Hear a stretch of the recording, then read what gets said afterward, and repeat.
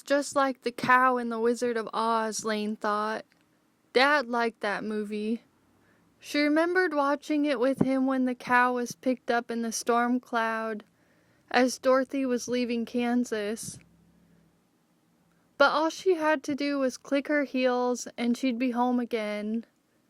Even if home wasn't the same because she wasn't the same.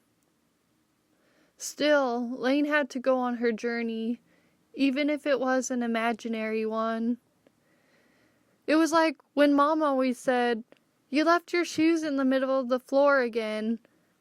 And she didn't remember doing that, but apparently in Morgan's haste to find Cuchulainn and warn him about Maeve's army, she had forgotten Dawn and home and everything.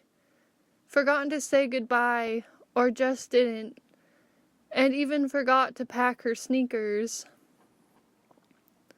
"Forget something?" Baroque said from the cloud. She was like Mom driving the U-Haul van when they first moved to Derby in the 2nd grade. Impetuous in trying to build a better life for herself and her children, Mom drove through the storm on the windy Lolo Pass, and Dad and Laine trailed behind. But Laine wondered why she was trying to take her dream away now that she was an adult. It was her one chance at a better life. "You can't take my dream away," Laine shouted up at her. "Ungrateful youth," Baroque stormed back. But really she just meant, "I'll miss you too much." To Laine it was something malign because it kept her from her only hope of getting out of that small town and away from her heartbreak.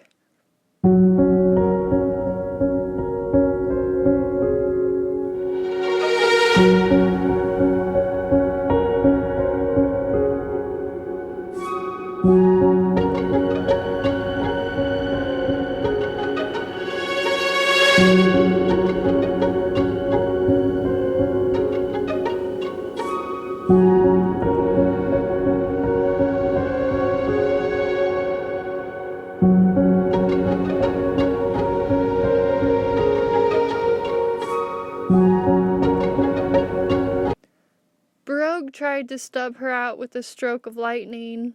Vajra, the name of the thunderbolt of Indra, the Hindu goddess of rain and thunder, came after her. Laine jumped out of the way just in time. Didn't she at least deserve to go after her dreams?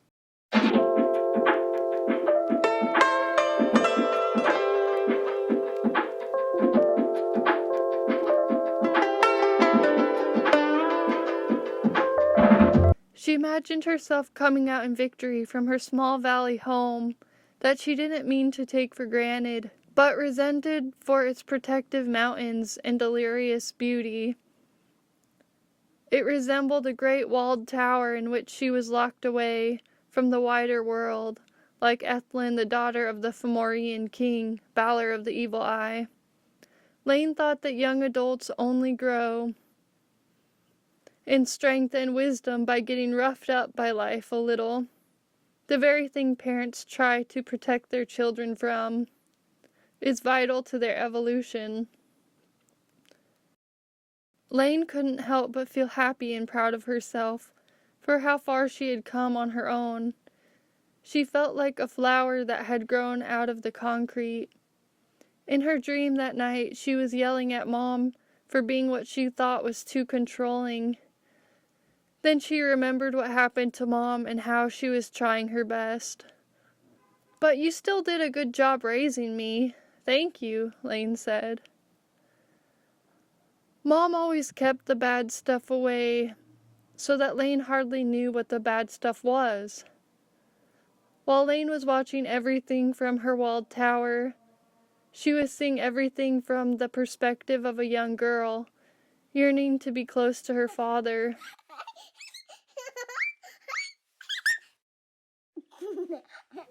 While he was deteriorating into the drink.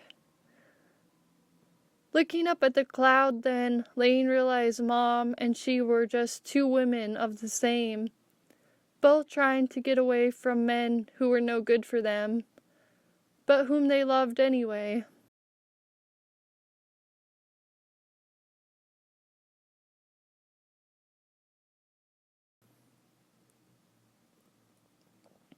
In the Indian epic Mahabharata, King Dhritarashtra cannot see his sons' faces due to a curse he received at birth. Gandhari had been given two divine gifts by the god Krishna. She can never meet her husband face to face. Like Dad living far away, Laine thought. Because of her being always blindfolded. That's why she always keeps her hair down, to cover her eyes. Like Mom's long hair, Laine thought.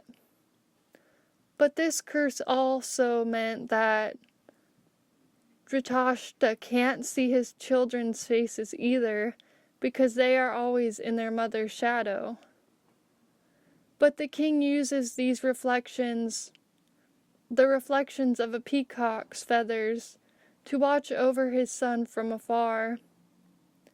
Dad was still watching over Laine, she thought, even after his death, because he wasn't able to in real life. According to one paper, water combined humanity and divinity into a single unit in order to bridge the space between the living and dead. Their connection was said to be stronger in places like bogs. Maybe that's why she was about to enter a swamp in the middle of the Bronze Age and thinking about her late father.